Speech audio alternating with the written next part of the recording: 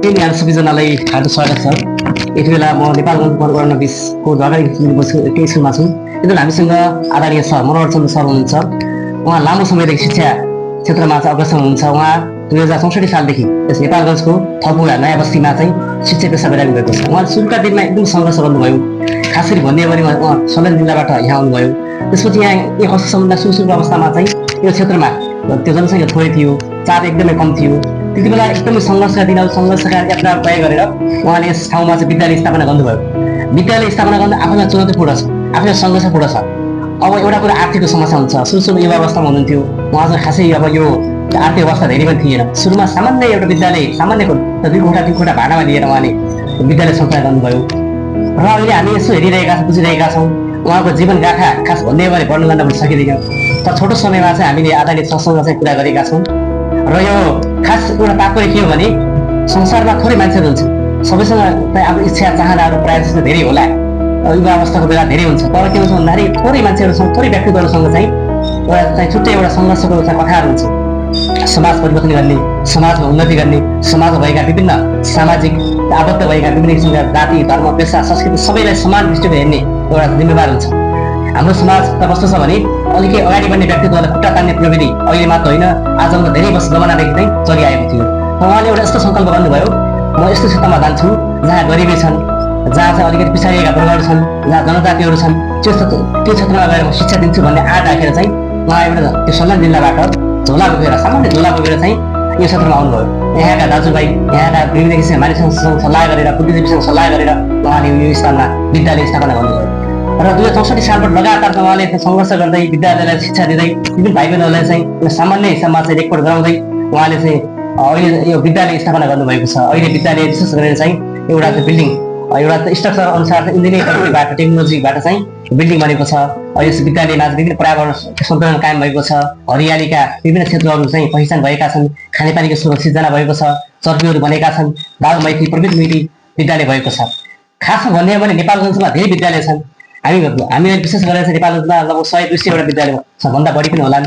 सबै विद्यालयलाई हेर्ने हो भने प्रायः जस्तो के हुन्छ भन्दाखेरि आफ्नो नाफा आर्जन गर्ने केही कमाउने उद्देश्यले विद्यालय सञ्चालन गरिएका हुन्छन्। तर निजी विद्यालय भए तापनि विद्यालयको सेवामूलक भावनाले गरिब विद्यार्थीहरूलाई केही छुट दिएर, अनाथहरूलाई केही छुट दिएर, अपाङ्गता भएका व्यक्तिहरूलाई केही छुट दिएर विभिन्न क्षेत्रबाट छात्रवृत्तिको व्यवस्था गरेर उहाँले यस विद्यालय सञ्चालन गर्दै आउनुभएको छ। यस विद्यालय उहाँले स्थापना गरेदेखि अहिलेसम्म यस क्षेत्रका मानिसहरूले माया ममता आत्मीयता सम्मान पटक पटक उहाँले दिइराख्नु भएको छ। यो के हो भने उहाँको इमान्दारिता, उहाँको स्वच्छता, उहाँको छविले गर्दा भएको हो। म तपाईँलाई अहिले यस भिडियोमा चाहिँ विभिन्न उहाँको भनाइ, उहाँको चाहिँ सङ्घर्ष, उहाँको क्षेत्रगत, उहाँको हरेक अध्ययन, उहाँको विभिन्न जीवन स्तरको बारेमा चाहिँ मैले कुरा गरेको छु। सबैजनाले भिडियो हेर्नुहोला। यो भिडियो हेरिसकेपछि धेरै कुराहरू जानकारी हुनेछ र बाँकी भिडियोबाट। धन्यवाद। यो पवन सर एकदमै जागरुक जेनजी ग्रुपका एकदमै एक्टिभ मान्छे हुनुहुन्छ। स्कुलमा प्रवेश गरेर केही म्यासेजहरू लिन खोज्नु भएको छ। यसको लागि यहाँलाई फेरि पनि मैले धन्यवाद दिएँ। र हाम्रो स्कुल हाम्रो 2064 सालमा सुरु भएदेखि नेपालगञ्जमा हाम्रो अहिले चाहिँ नयाँ बस्ती थपुवा बाँके 20 नम्बर वडामा 70 सालदेखि स्थापित हुँदै आइरहेको छ। र हाम्रो अहिले नर्सरीदेखि क्लास 10 कक्षासम्म जाने कार्यक्रमहरू रहेको छ। र हाम्रो रेगुलर रूपमा यहाँको नयाँ बस्ती थपुवामा एउटा स्थापित स्कुल भइसकेको छ पवन सर। हजुर, जस्तो यो विद्यालयमा चाहिँ खास भन्ने भने सर होइन, यो विद्यालय स्थापना गरेर चाहिँ हजुरले चाहिँ 64 सालमा भन्नुभयो। सुरुमा विद्यालय स्थापित हुँदाखेरि र अहिले हुँदाखेरि चाहिँ कतिको हजुरले फरक देख्नुभयो? त्यो कतिको परिवर्तन, यहाँको समाजको अवस्था, यहाँ समाजको दृष्टिकोण यहाँ कसरी निहाल्नु भयो? यहाँ अनुभव त भयो होला त्यो पनि। ओके, फेरि पनि यहाँलाई धन्यवाद दिँदै क्वेसनको लागि। पवन सर, यो पहिलो कुरो त हाम्रो यो नयाँ बस्ती थपुवामा चाहिँ हामीले स्कुल स्थापना गर्दाखेरि धेरै कठिन समय थियो। त्यतिखेर बाटोघाटोको अवस्था पनि केही अलिकति कठिन स्थिति थियो। अब पछि बिस्तारै यो बस्तीका स्थिति पनि एकदमै नाजुक स्थिति थियो। र हामीले यहाँ स्थापना गर्दै गर्दाखेरिको अवस्थामा यहाँका आदरणीय अभिभावकज्यूहरूले स्कुल स्थापना होला र सर, यहाँको नयाँ बस्ती थपुवामा स्कुल टिक्ला र बोर्डिङ स्कुल, यहाँ त प्राइभेट संस्था टिक्न गाह्रो छ, यहाँको मान्छेको आय स्रोत पनि एकदमै न्यून छ, बजारको जस्तो छैन। त्यस कारणले गर्दाखेरि स्कुललाई अलिकति विचार गरेर खोल्नु होला भन्ने उहाँहरूले चाहिँ नि सल्लाह सुझाव दिनुभएको थियो र मैले पनि सोच विचार गरेँ। नेपालगञ्जदेखि लगभग 500 किलोमिटर भए तापनि एउटा दुर्गम ठाउँ छ, बाटोघाटोको अवस्था अहिले पनि मलाई लाग्छ यथास्थितिमै छ, खासै पिच भएको छैन। मध्य बिचमा चाहिँ पिच भएर यता ग्राभल रोडमै छ। तर हामीले निरन्तर सङ्घर्ष गऱ्यौँ, अभिभावकसँग कोअर्डिनेसन गऱ्यौँ, सबैलाई चाहिँ नि हामीले बोलायौँ, छलफल गऱ्यौँ। त्यसपछि अभिभावकहरूले हामीलाई केही विश्वास गरेर सुरुको स्थापना कालमा हामीले 35 जना विद्यार्थीबाट सुरु गरेका थियौँ र 35 जना विद्यार्थीबाट सुरु गर्दै गर्दा त्यतिखेर मलाई लाग्छ कठिन यात्रा थियो र सम्पूर्ण अभिभावक कोही अभिभावकहरूले त बाहिरदेखि गिज्याउने जस्ता कुरा गर्नुहुन्थ्यो रे, 35 जना बच्चालाई राखेर के स्कुल चल्ला र भन्ने कुराहरू राख्नु भएको थियो। तर एउटा निरन्तर मिहिनेत हाम्रा लगनशील शिक्षकहरू र आदरणीय अभिभावकहरूको एउटा विश्वासलाई लिएर हामीले अगाडि बढ्दै गयौँ।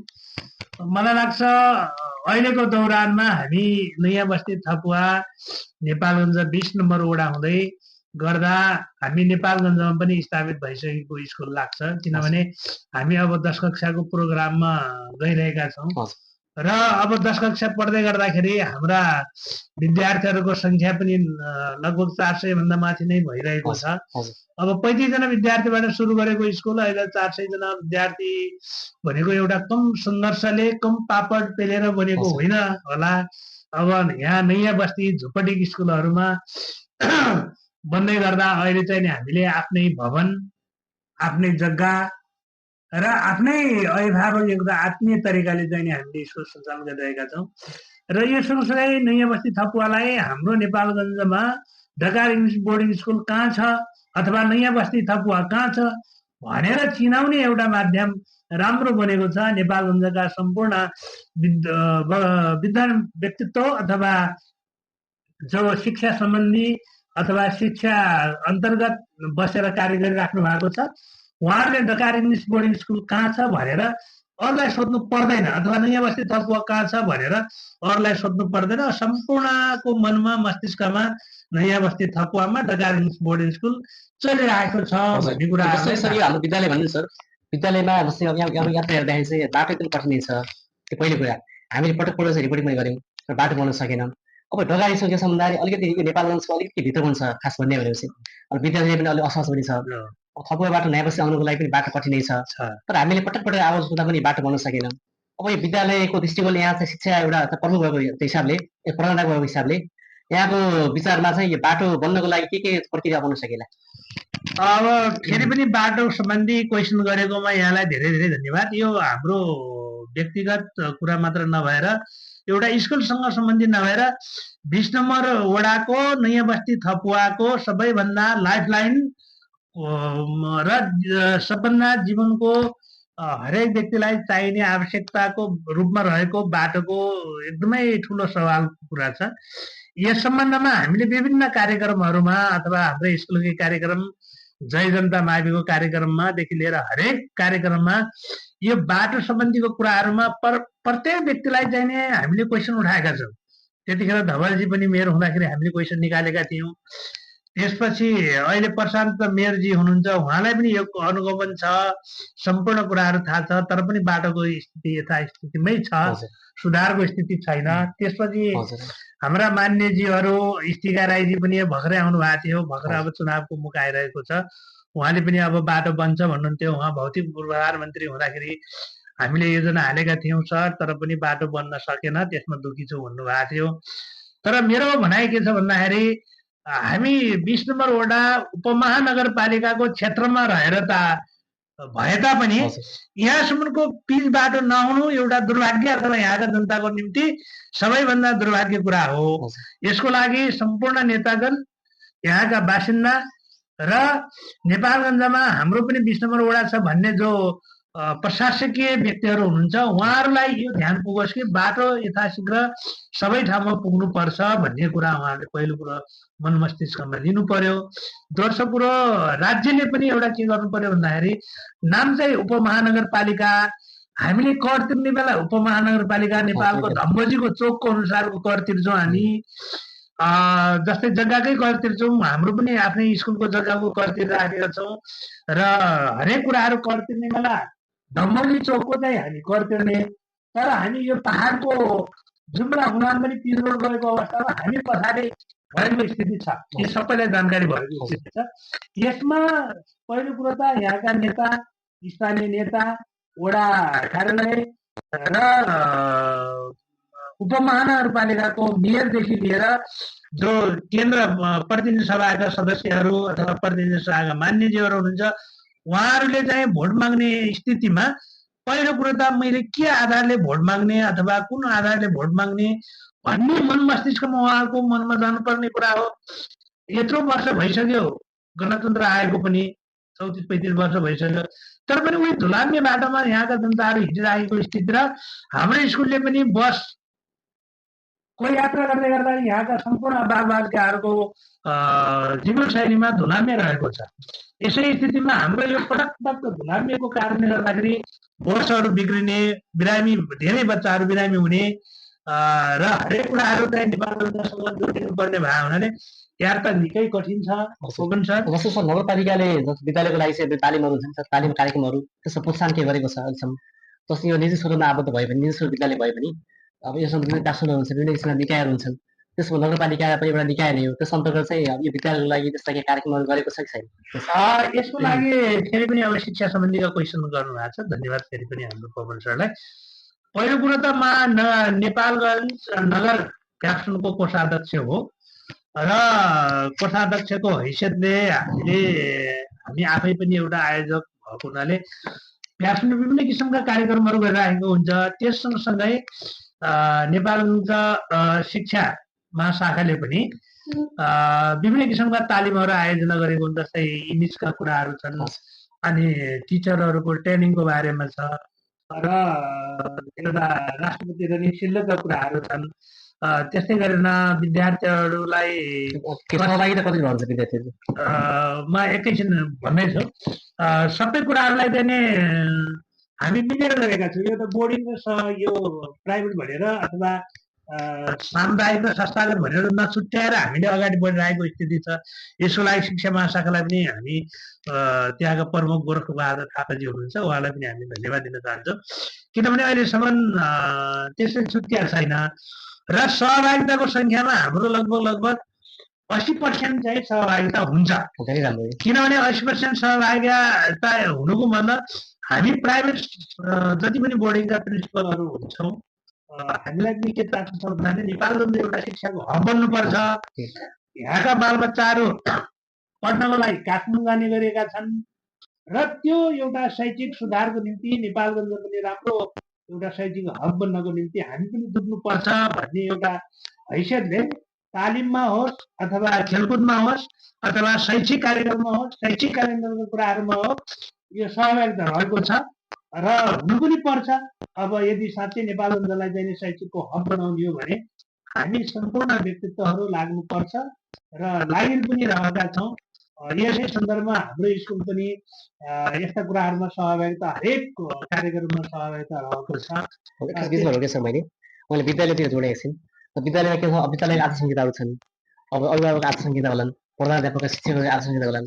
यस विषयमा चाहिँ यहाँको अब कसरी चलिरहेको छ, कसरी चाहिँ अब भइरहेको छ, के छ धारणा यहाँ आचार संहिताहरू छ, अब यसमा टाँसिएको छ कि छैन, एउटा कुरा गर्दा प्राइभेट विद्यालय भए तापनि एउटा नियम मर्यादा हुन्छ, यस विद्यालयमा कति लागू भएको छ अहिलेसम्म के छ यस्तो प्रक्रिया? नै यो यसमा आचार संहिताको कुरा त यो नियम रुल सिस्टम अन्तर्गत रहने भए हुनाले यो पवन सरले आफै पनि व्यक्तित्व बुझ्ने व्यक्तित्व हुनुहुन्छ। यो आचार संहिता त लागू हुनै पर्छ, यसमा सिस्टम नियम कानुन अनुसार स्कुल लागू हुनुपर्छ। होइन भने हामी, मलाई लाग्छ सिस्टम नियम अनुशासन र इमान्दारिता बिना कुनै पनि संस्था चल्दैन र यसमा सबैभन्दा म्यान यो सङ्घ संस्था अगाडि बढ्नु अथवा यसलाई चलायमान बनाउनु र प्रगति र उन्नति हुनको निम्ति सबैभन्दा पहिलो व्यक्तित्व हुनुपर्छ इमान्दारिता र विश्वासिलो र भरपर्दो व्यक्तित्व हुनुपर्छ। अनि मात्र सङ्घ संस्था अगाडि बढ्छ र नियम हरेक कुराहरू चाहिँ नि नियम लागू गरेरै अगाडि बढ्नुपर्ने भए हुनाले हामी यसमा चाहिँ नि अगाडि बढिरहेछौँ र बढ्छौँ पनि। जस्तो कि हाम्रो विद्यालयमा हाम्रो विद्यालयमा चाहिँ व्यवस्था समिति होला, अनि यसमा चाहिँ विशेष के हुन्छ भन्दाखेरि अब प्रत्येक चाहिँ अभिभावक मिटिङहरू हुने, त्यस विद्यालयमा चाहिँ प्रत्येक महिना एकपल्ट चाहिँ मिटिङ बस्ने अथवा 3 महिना एकपल्ट मिटिङ बस्ने त्यो गरेको पाइन्छ। तर हाम्रो यस विद्यालयमा अभिभावक मिटिङ चाहिँ कतिको भइरहेको छ? धन्यवाद फेरि पवन सर। यो एउटा अभिभावकसँग सम्बन्धित कुरा भएको हुनाले यो एकदमै महत्त्वपूर्ण कुरा पनि हो। हाम्रो एउटा शैक्षिक क्यालेन्डर बनेको छ। यो शैक्षिक क्यालेन्डरको मतलब एक वर्षमा हामी कहिले मिटिङ गर्ने, कहिले खेलकुद गर्ने, कहिले स्पोर्ट डे राख्ने, कति दिन बिदा हुने, भइ पनि आउने बाहेक हरेक कुराहरू हामी क्यालेन्डर अनुसार चल्दछौँ। त्यसै अनुसार हाम्रो यो विद्यालय व्यवस्थापन समिति सुरुवातदेखि नै रहेको छ र अहिलेसम्म पनि हाम्रो विद्यालय व्यवस्थापन नियन्त्रण चलिरहेको छ। दोस्रो कुरा पिटिए अथवा शिक्षा विभाग सङ्घको कुराहरू पनि रहेको छ। त्यस सँगसँगै अर्को कुरा प्रत्येक क्लास वाइज हामीले अभिभावक, शिक्षक र विद्यालय प्रशासनको बारेमा हामीले मिटिङ गर्छौँ।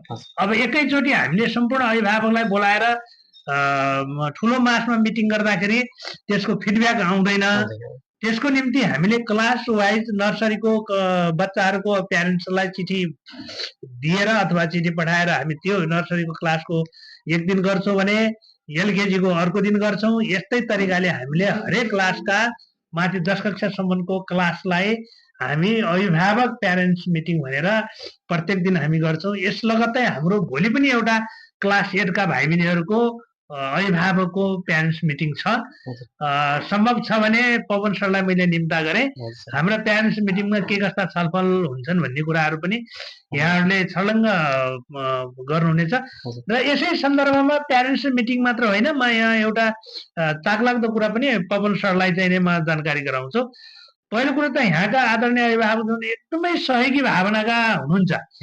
यदि सहयोग हुँदैन थियो भने त स्कुल चल्दैन पनि, यो त स्वाभाविक पनि हो। हरेक अभिभावकको स्वभाव र विद्यालयको एउटा स्वभाव पोजिटिभ भएर मात्र स्कुल चल्ने हो।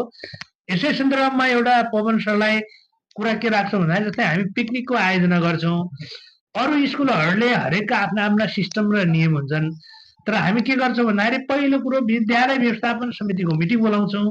विद्यालय व्यवस्थापन समितिको मिटिङ बोलाइसकेपछि पिकनिक कहाँ जाने र कति पैसा पर्छ विद्यालय व्यवस्थापन समितिले निर्णय गर्छ।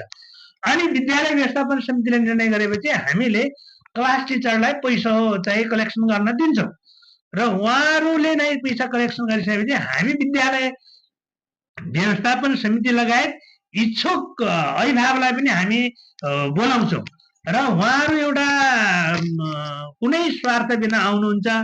उहाँहरू पनि सँगै जानुहुन्छ र हरेक कुराहरूमा उहाँहरूले चाहिँ सहयोग गर्नुभएको। जस्तै पिकनिक जाने बेला हामीले नजिकका पिकनिक स्पोटमा जाँदाखेरि उहाँले सहयोग गर्नुहुन्छ। के मानेमा सहयोग गर्नुहुन्छ त उहाँले कुकिङ गर्नुहुन्छ।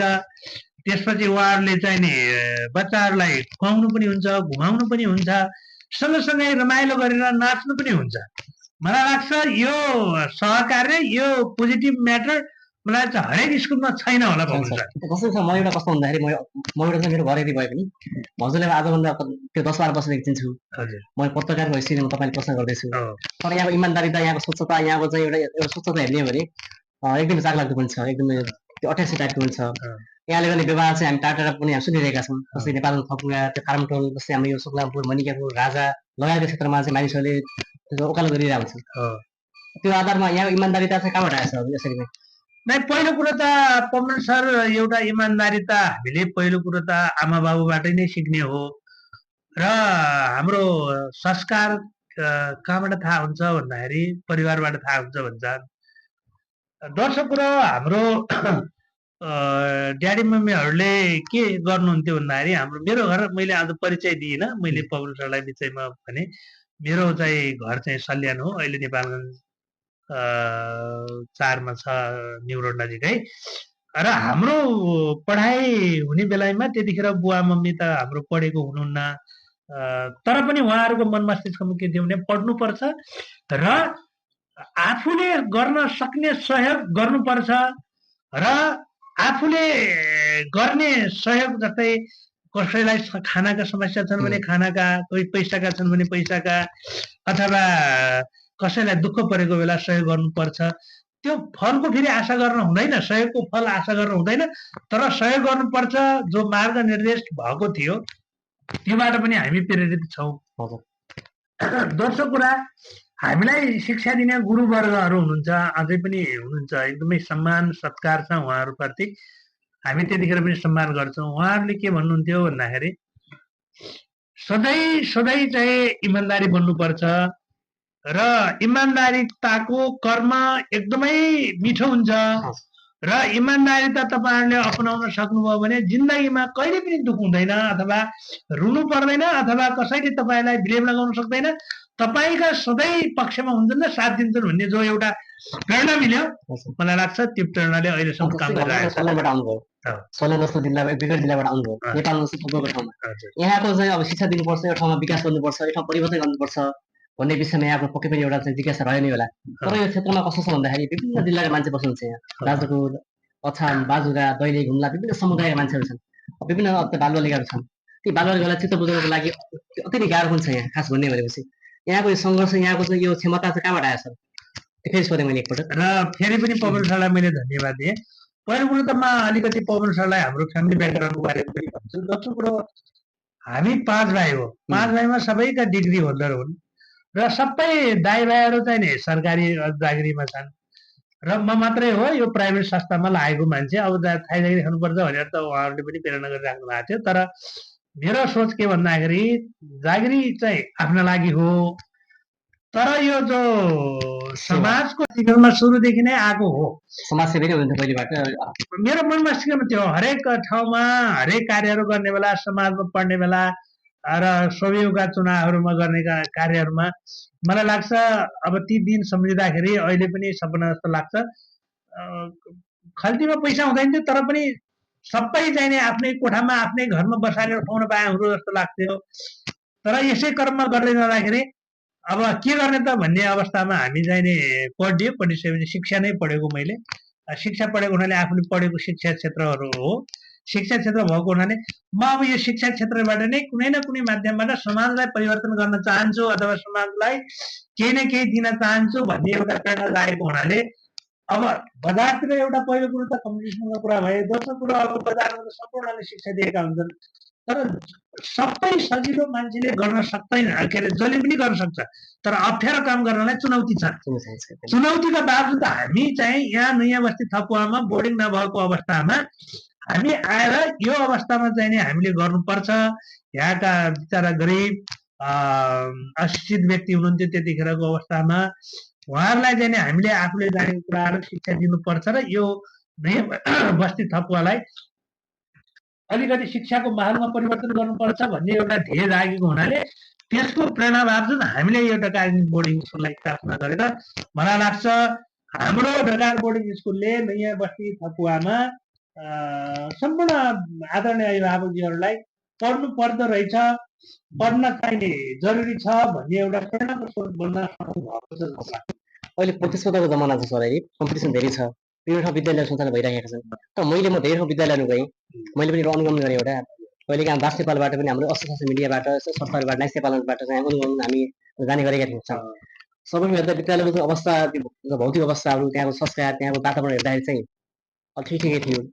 तर विद्यालयमा आइसकेपछि विद्यालय मैले हेरेँ यहाँ चाहिँ ग्रिन इन्भाइरोमेन्ट भनौँ न, ग्रिन इन्भाइरोमेन्टको क्षेत्र भयो, त्यसमा खानेपानीको स्रोतहरू भयो, त्यो विद्यालय चर्पीको व्यवस्था, छात्रको चाहिँ अलग अलग शौचालय हुनुपर्छ। तर यो विद्यालयमा देखियो जस्तो बालमैत्री विद्यालय भन्ने हुन्छ, प्रविधिमय शिक्षा भन्ने हुन्छ, टेक्नोलोजिकल एजुकेसन भन्ने हुन्छ, सबै कुराहरू देखियो। तर यो हेर्दाखेरि चाहिँ मलाई एकदम खुसी लाग्यो सर। यहाँले चाहिँ यस्तो यो अवस्था बनाउनुको लागि पक्कै पनि खर्च पनि बढी चाहिन्छ। एउटा विकट क्षेत्र छ, यो क्षेत्रमा के छ भन्दा अभिभावक धनी हुनुहुन्न, उहाँसँग आर्थिक स्रोत हुँदैन, स्रोत आउने भने विद्यालयबाट विद्यार्थीहरूबाट यो सम्पन्न गर्ने। तर यो अवस्थामा यहाँको यसरी सबै कुरा व्यवस्था गर्नको लागि यो आर्थ कहाँबाट आयो? पहिलो कुरा त एउटा पहिलेदेखि हाम्रो ड्याडी मम्मीले के भन्नुहुन्थ्यो भन्दाखेरि अथवा बुवा मम्मी ड्याडी मम्मी त भर्खरको भाषा हो हाम्रो बुवा मम्मीहरूले के भन्नुहुन्छ भने कुनै पनि व्यक्तिले काम गर्नको निम्ति एउटा आर्ट चाहिन्छ मतलब र हामीले त्यो भगवानलाई पनि भरोसा गर्नुपर्ने भएको हुनाले हाम्रो सोच कस्तो हुन्छ अरे भनेपछि भगवानले भन्नुहुन्छ गरे त आर्ट अथवा त सोच म पुर्याउँछु भन्नुहुन्छ गरे मलाई लाग्छ कहिलेकाहीँ यसैको चाहिँ एउटा फल हो जस्तो लाग्छ त्यतिखेर स्कुल स्थापना गर्दाखेरि तपाईँले भने जस्तै हामीसँग टन्न खल्तीमा पैसा भएर पनि गरेको होइन र यहाँका सम्पूर्ण बासिन्दाहरू अथवा आदरणीय अभिभावकहरू ठुला धनी भएर पनि यहाँ स्कुल स्थापना गरेको होइन एउटा चुनौतीका बावजुद यहाँका अलिकति अशिक्षित व्यक्तिहरूलाई अथवा यहाँबाट नेपालगञ्ज जानुपर्ने र राजासम्म शिक्षाको निम्ति जानुपर्ने अवस्थालाई मध्यनजर गर्दै यहाँका आदरणीय अभिभावकका बालबच्चा साना जो बच्चाहरू हुनुहुन्छ जसले बोर्डिङमा पनि म पढाउन चाहन्छु 2-4 पैसा खर्च गर्न सक्छु भन्ने चाहिँ एउटा अभिभावकको जो प्रेरणा छ त्यसलाई हामीले चाहिने सफलतामा परिणत गर्न सक्यौँ भने मलाई लाग्छ यहाँका आदरणीय अभिभावकहरूले हामीलाई भरोसा गर्नुहुन्छ अथवा बोर्डिङलाई चाहिँ चलायमान बनाउनुहुन्छ र भइ नभई दुःख गरी अथवा आधा रोटी खाएर भए पनि आफ्ना बालबच्चालाई पढाउने एउटा प्रेरणा उत्पन्न हुनेछ भन्ने एउटा सोचले हामीले चाहिँ स्थापना गर्यौं मलाई लाग्छ हाम्रो स्कुलले अहिलेसम्म जस्तै रिजल्टको कुरा गर्दाखेरि मैले आफ्नो स्कुलको आफै वर्णन गर्न त मिल्दैन रिजल्टले देखाउँछ जस्तै क्लास 8 को अहिलेसम्मको रिजल्ट एयर एयरपोर्ट बाहेक तल आएकै छैन 100% एयर एयरपोर्ट भएको छ यसैका बावजुद दोस्रो कुरा हामीले पढाएका बच्चाहरू अहिलेसम्म जस्तै क्याम्पस लेभलमा पनि गइसकेका छन् र काठमाडौँ गएर पनि टप 10 मै छन् र जस्तै अन्य स्कुलमा गएर पनि हाम्रो साइन्सका प्रोडक्सनहरू त्यसपछि कर्मचारीहरू पनि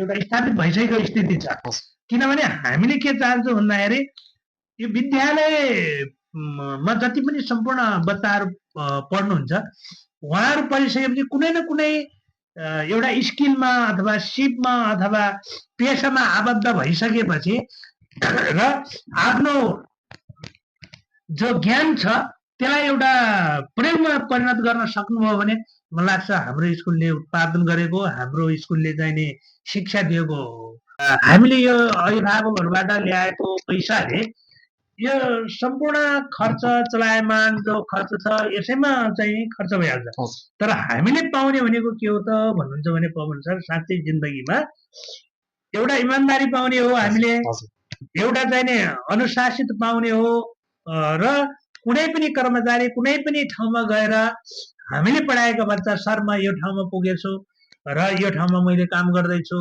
भन्यो भने हामीले साँच्चै कमाएको त्यो र समाजलाई हामीले परिणत गर्न सक्यौं र सम्पूर्ण अभिभावकहरूले चाहिँ नि एउटा पोजिटिभ तरिकाले बालबच्चालाई पढाउन थाल्नुभयो भने हामीले कमाउने भनेको त्यही हो पवन सर अब अरू त चाहिँ हामीले शिक्षामा जति पनि लगानी गर्छौं यसैमा खर्च हुन्छ सबैलाई थाहा भएकै कुरा हो यो सर जस्तो सर हाम्रो यो विद्यालयको भौतिक अवस्था हेर्नु सर बिल्डिङका कुराहरू हुन्छन् यहाँको चाहिँ अब स्टेसनरीका सामानहरू फर्निचरका सामानहरू जान फर्निचरको अवस्था कस्तो छ भौतिक अवस्था कस्तो छ पहिला त अलि सङ्घर्ष गर्नु पहिला अलिक कठिन बन्थ्यो अहिले केही समय यता चाहिँ यहाँ बिल्डिङहरू बनेको देखियो तर बिल्डिङहरू चाहिँ अहिले अवस्था कस्तो छ यसको लागि पनि पवन सरलाई धन्यवाद अब यहाँकै अभिभावकहरूलाई जानकारी छ पहिला हामी सुरुमा यहाँ स्थापना गर्दै गर्दाखेरि एकजना अभिभावकको घरमा भाडामा बसेका र त्यो एकदमै कठिन स्थिति थियो अब त्यो कठिन स्थितिमा हाम्रो एकजना सर पनि हुनुहुन्छ उहाँको नाम लिन चाहन्छु ठेकेन्द्र सर हुनुहुन्छ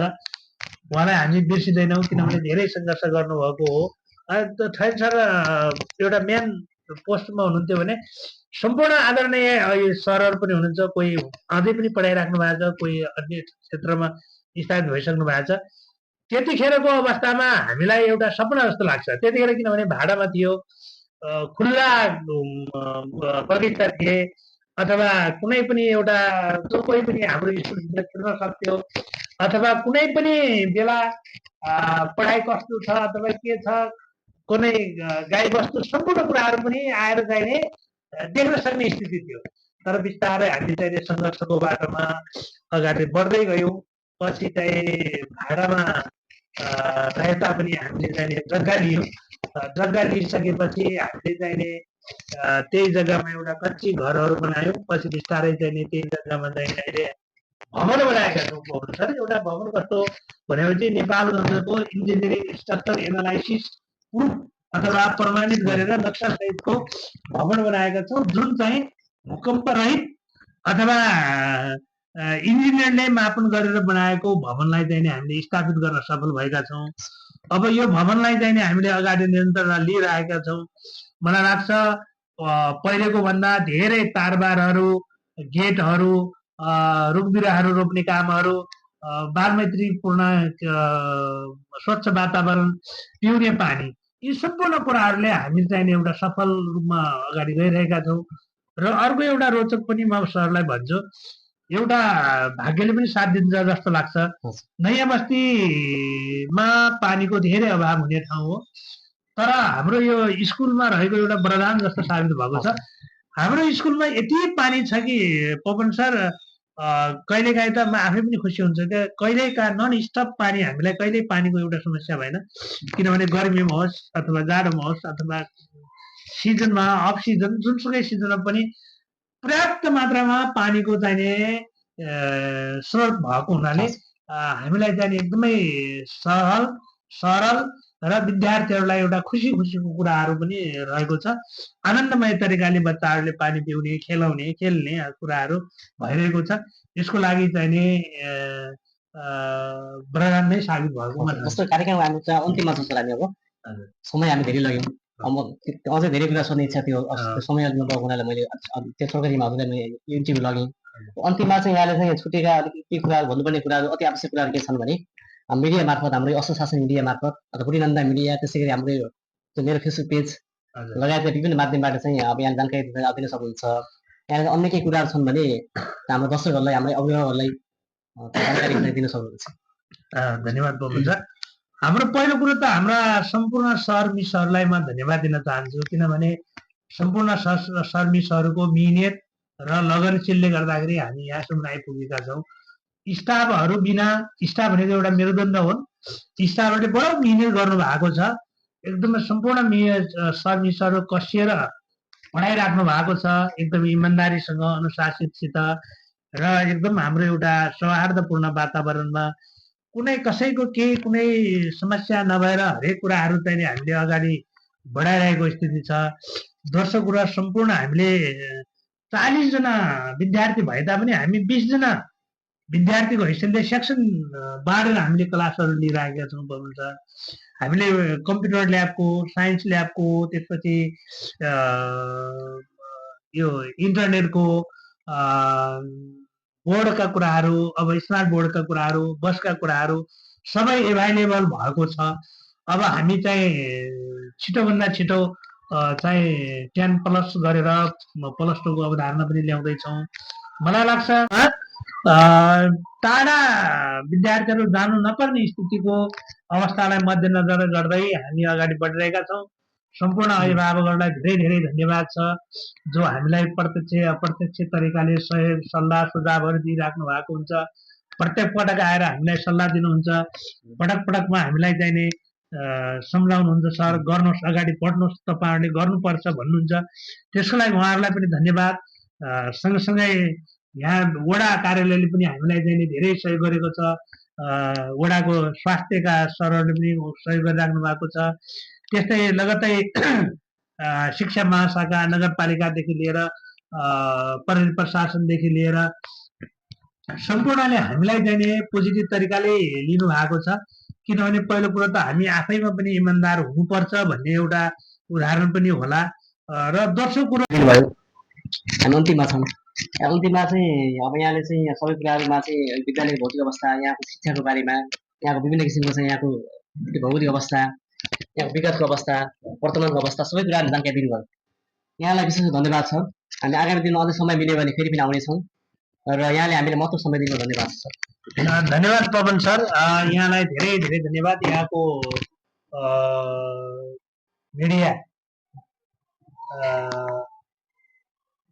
बुढीनन्दा हस्।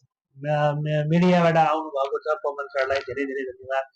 एउटा व्यक्तित्व हुनुहुन्छ जो सधैँ स्वास्थ्य देखि लिएर समाजका अग्रणी रूपमा रहेर समाजलाई बदल्नुपर्छ, समाजलाई सेवा गर्नुपर्छ, हरेक कुराहरूमा तल्लीन भएर लागिराख्नु भएको छ। यहाँको प्रगति होस्, उन्नति होस्।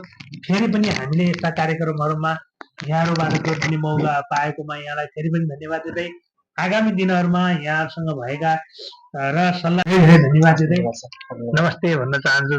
धन्यवाद।